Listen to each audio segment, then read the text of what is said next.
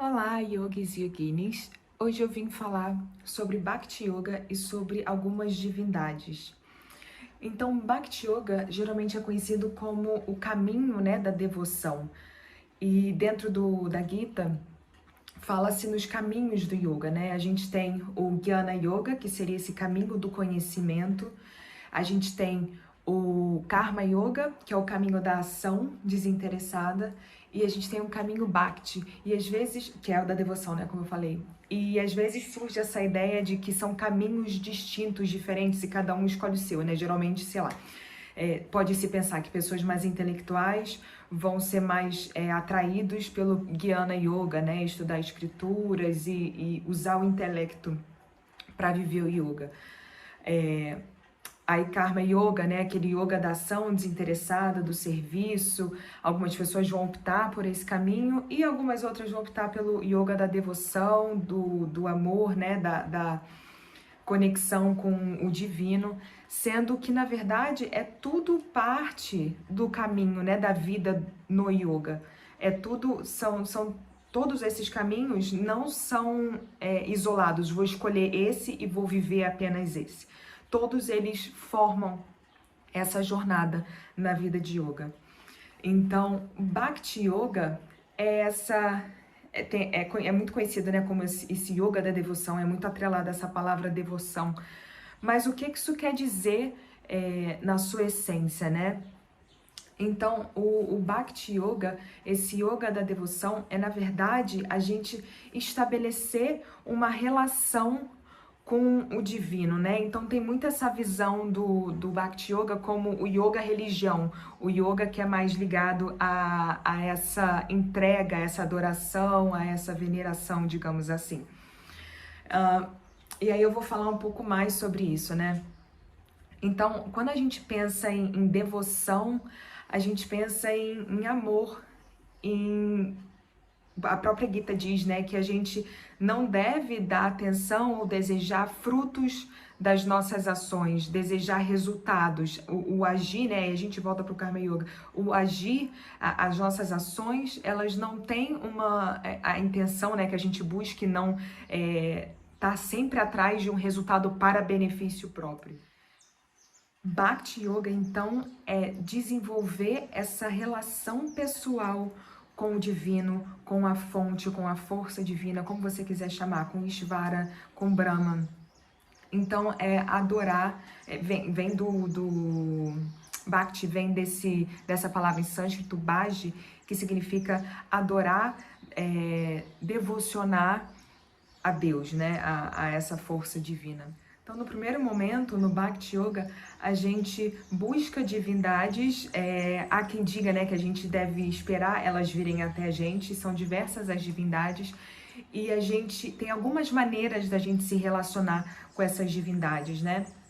Tem os murtis, que são as estátuas, né, esses objetos físicos que você pode colocar no seu altar, e aí você, todo dia, né, você vai para o seu altar e vai estabelecer essa relação com a sua divindade, com o seu murti, através dessa forma, né, de um objeto físico que representa a energia dessa divindade. Essa relação também pode se dar através dos mantras, que é esse som que traz a energia dessa divindade, então através da frequência sonora. E também essa relação pode se dar através dos yantras, que é uma imagem,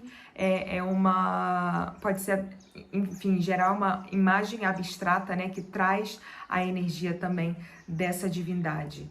E essa imagem, ela às vezes não precisa nem ser nem física também, ela pode ser um campo energético. Então a gente tem essas três formas de se relacionar com as divindades, só que assim, no momento inicial, a gente recita mantras, ou a gente adora, né, se conecta com o murti, com a estátua, ou visualiza, faz meditações visualizando yantras, essas imagens abstratas que trazem energia dessa divindade. Então, no primeiro momento, é como se existe a dualidade, né? Eu sou o ser que está adorando, que está em devoção dessa divindade. Conforme a gente vai avançando, A intenção é que a gente se funda, né? Que a gente compreenda que nós somos essa divindade, né? E na verdade tem diversas divindades. Por exemplo, temos Ganesha, temos Shiva, temos Lakshmi, Sarasvati, enfim, são diversas as divindades e elas são na verdade um caminho para a gente atingir essa força divina, a força criadora, né?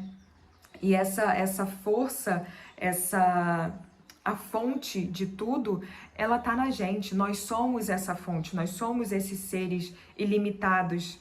Então, a gente parte, né, esse caminho do Bhakti, a gente parte da dualidade para caminhar para a não dualidade.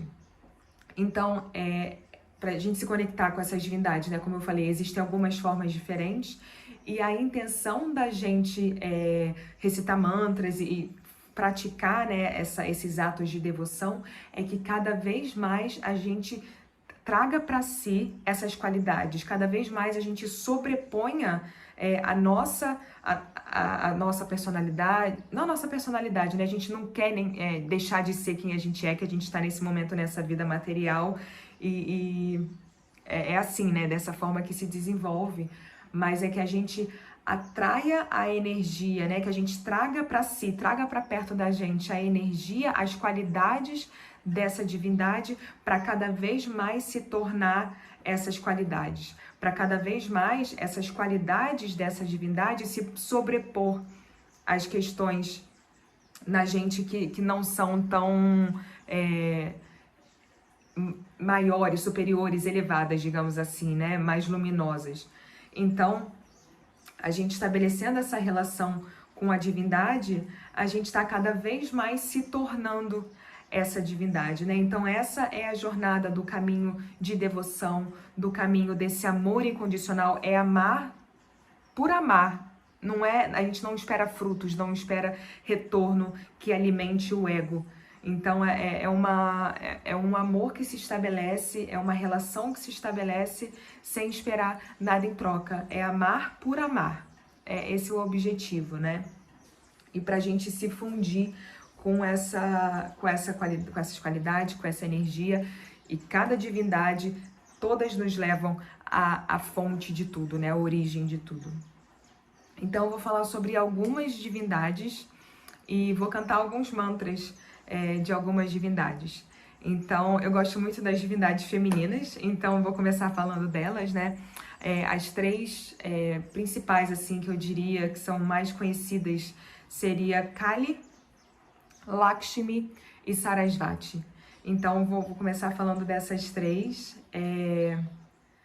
Então, vou começar falando de Ganesha, que é esse senhor dos inícios, né? O senhor de todos os inícios. E Ganesha geralmente é a primeira divindade a ser invocada, a ser adorada quando se está embarcando num novo projeto, quando se está embarcando numa nova situação, num novo ciclo nas nossas vidas, né? Então, tem uma história interessante, né? Que Shiva, né, o pai, conhecido como o pai do yoga, né, o primeiro grande yogi, Shiva é pai de Ganesha e Kartikeya. Então, né, tem uma história interessante que os deuses, eles respeitavam muito Shiva e buscavam Shiva para conselhos, para recomendações. E aí os deuses estavam em dúvida, quem nós devemos invocar primeiro, quem nós devemos prestar nossa devoção primeiro. E Shiva respondeu, um dos meus filhos. Então Shiva resolveu fazer uma competição, uma corrida, para definir quem seria o primeiro deus, né, a ser invocado. E aí, nesse momento, essa competição entre Kartikeya e Ganesha, quem ganhasse seria o primeiro deus a ser invocado, a primeira divindade, né, a ser invocada. Então Shiva definiu que quem desse primeiro 3 voltas no universo seria o vencedor, né? Então Kartikeya subiu no seu pavão, cavalgou o pavão e começou a dar 3 voltas no universo. Ganesha subiu no seu rato e começou também a dar as 3 voltas no universo. E Ganesha ganhou. Apesar dessa diferença, né, do Kartikeya tá com um pavão e o Ganesha tá com o ratinho, né? Então Shiva considerou que Ganesha foi o grande vencedor, porque Ganesha deu 3 voltas na sua mãe. Então Ganesha teve essa sabedoria de compreender que a sua mãe Parvati foi a grande criadora, né? A mãe que cria todo o universo.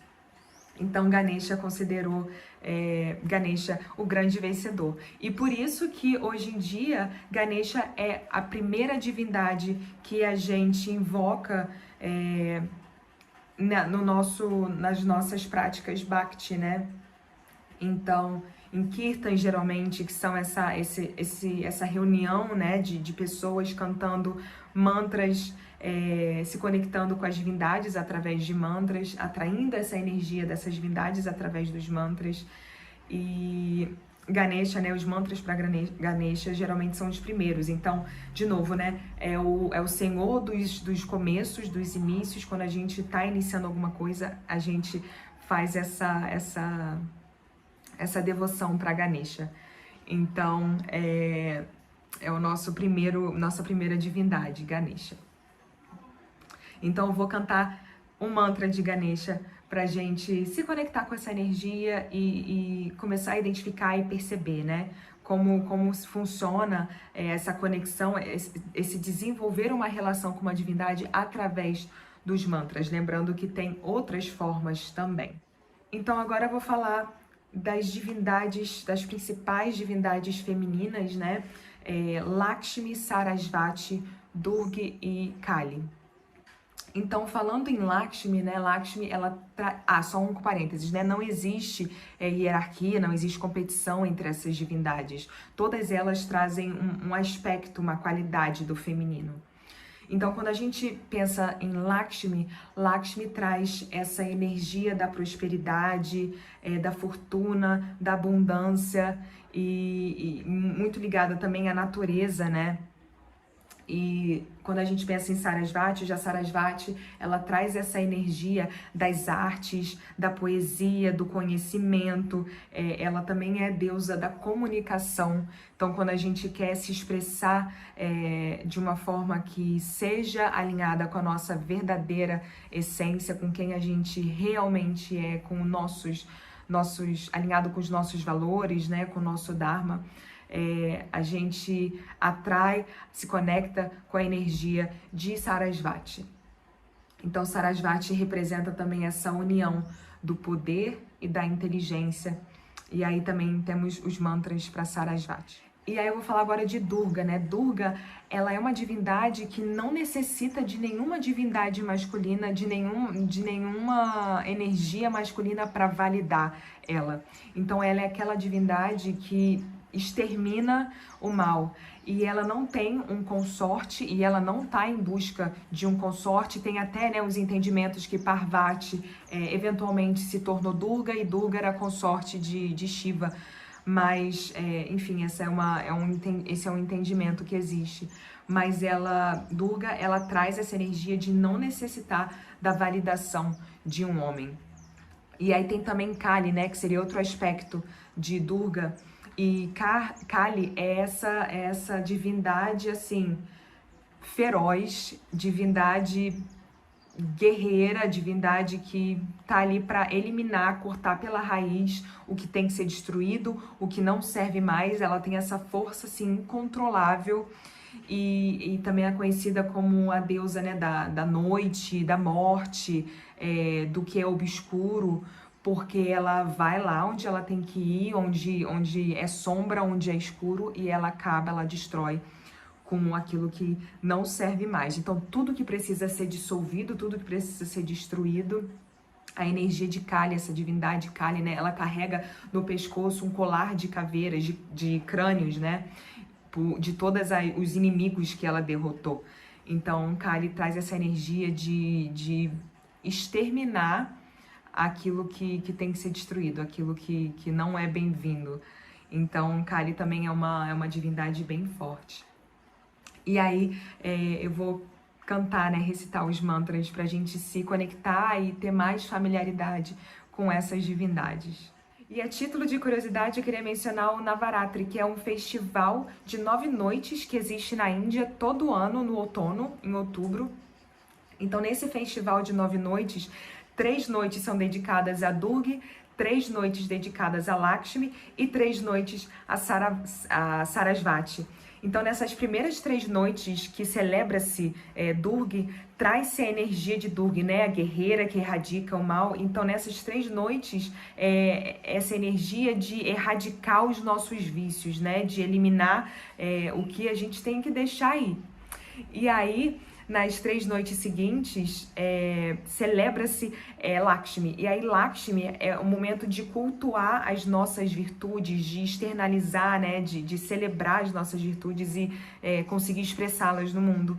E aí nas 3 noites finais, celebra-se e adora-se Sarasvati. E aí Sarasvati é esse momento que representa o nascer, o expandir das nossas virtudes, da suprema sabedoria. Então é interessante saber, né, desse festival que existe, que é celebrado todo ano lá na Índia. Então recomenda-se, né, que se estabeleça de fato uma relação profunda com a divindade. Então, em vez de adorar 4, 5, 10 divindades ao mesmo tempo, recomenda-se que escolha uma e se estabeleça uma relação muito próxima. Então, para a gente manifestar, exercitar, sentir e explorar esse amor, a gente precisa aprofundar. Então, a recomendação é que se estabeleça uma relação forte, firme, profunda com uma divindade. E aí depois, eventualmente, talvez uma segunda, uma terceira, mas dedique-se inteiramente a essa uma divindade para que você comece a atrair a energia dessa divindade para si, né, na sua prática devocional, nesse momento de conexão pessoal profunda, de amor, de devoção com essa divindade. Então, e algo para a gente pensar, né, para a gente ter muito cuidado, que nessa vida moderna a gente escolhe coisas aleatórias para adorar, para venerar. Então, às vezes a gente adora, venera uma banda, um cantor, um time de futebol, uma banda, enfim, a gente escolhe itens, pessoas, coisas diversas para adorar. Então, é muito importante a gente ter cuidado com o que a gente escolhe e com esse tipo de adoração, de fanatismo, porque a gente atrai essas qualidades pra gente, a gente quer se tornar cada vez mais aquilo, né? Então, quando a gente pensa na devoção, na adoração dessas divindades, a gente quer atrair aquelas qualidades e se fundir e trazer, caminhar para não dualidade. Então, algo pra gente refletir, né? Então agora eu quero entrar nos mantras para a gente se conectar com essas... Eu citei alguns exemplos de divindades, né? Existem muito mais divindades. Comentei sobre Ganesha, Lakshmi, Sarasvati, Durga, Kali. Então quando a gente pensa no mantra, o mantra a gente traz essa repetição de vibrações sonoras, né? Então existe uma frequência e dentro dessa frequência, cada frequência, cada som vai estar conectado a energias específicas. Então existe até um experimento, né, do Dr. Emoto, que ele coloca água, ele pega água, né, partículas de água, e ele expõe essa água a vibrações diferentes, a sons, a palavras, a sentimentos diferentes. E ele coloca, né, congela essa água e coloca sob o microscópio para ver o resultado desse experimento. Então, quando as palavras são de amor, de generosidade, de honestidade, de carinho, as partículas, né, da água cristalizada tão lindas, tão simétricas, com formatos muito interessantes, muito belos, digamos assim. E a água, né, que foi exposta a palavras de rancor, de ódio, enfim, de questões mais densas e negativas, essas partículas ficaram espalhadas, ficaram assimétricas, não traziam esse quesito estético, né? Então, existem diversas pesquisas, experimentos em diversas campos do campos de conhecimento diferentes. Inclusive, né, o Dr. Emoto fez essa pesquisa científica com a água, com a frequência, a influência da frequência do som nas partículas de água, mostrando a força, né, a potência, o impacto que a frequência, as vibrações tem na gente, né? E nós somos feitos de água, né? Grande parte da gente é água. Então imagina, né, a frequência, o impacto que essa frequência tem na gente. Então só algo pra gente refletir, né, que os mantras, eles trazem essa potência, eles trazem essa frequência específica que pode alterar inclusive as nossas células, por ter essa potência da energia, da frequência tão grande. Então, quando a gente está entoando mantras e a repetição também do mantra traz esse estado meditativo também, enquanto a gente está atraindo a qualidade dessas divindades para a gente. Então, já falei bastante, agora eu quero trazer os mantras para a gente se familiarizar com eles, se você já não é familiarizada, e para a gente se conectar um pouquinho com essas divindades.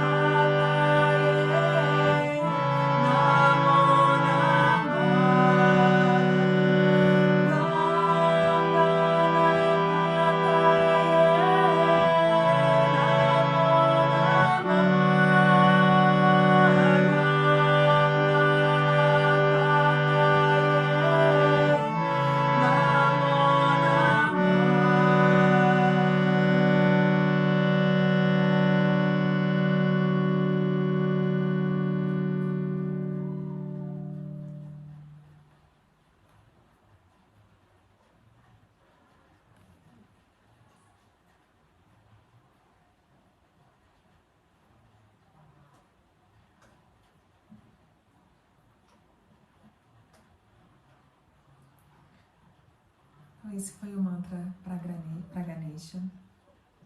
E agora a gente vai cantar para Sarasvati.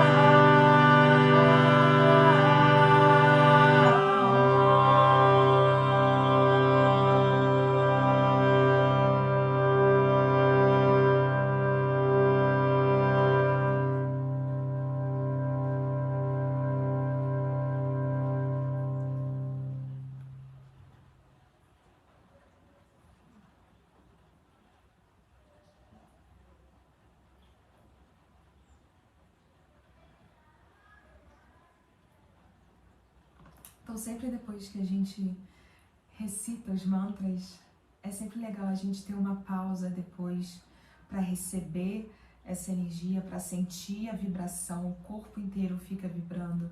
E muitas vezes, né, estar e habitar esse espaço, né, esse lugar meditativo, que a repetição do mantra traz. Então agora a gente vai para Sarasvati. Quer dizer, Sarasvati a gente acabou de cantar, a gente vai para Lakshmi.